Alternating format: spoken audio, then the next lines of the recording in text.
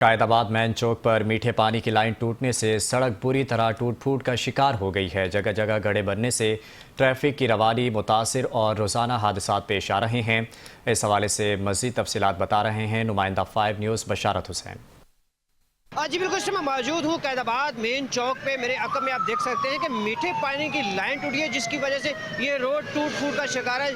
आए रोज़ यहाँ पे जो है ट्रैफिक जाम रहती है और गाड़ियों के एक्सल टूटते रहते हैं। मेरे साथ एक शहरी मौजूद है, उनसे बात करते हैं कि ये कितने अरसे से ये लाइन टूटी है और इनको किन मुश्किलात का सामना है। अस्सलाम वालेकुम। ये 1 महीना हो गया तकरीबन, ये मीठे पानी की लाइन टूटी भी है सामने से और कोई बंदा नहीं आया इसको। रोज़ाना ये ट्रैफिक जाम होती है और गाड़ियों के एक्सल टूटते हैं। लोड गाड़ियाँ जब आती हैं खड्डे के अंदर वो निकल नहीं पाती हैं, तो ज़ोर मारते हैं तो या उनकी क्लच प्लेट जाती है तो या एक्सल टूटते हैं उनके। अच्छा, कभी यहाँ पे गाड़ी भी कल्टी हुई है? जी बिल्कुल होती हैं, रोज़ाना का मामूल है ये, मगर किसी ने कोई ध्यान नहीं दिया।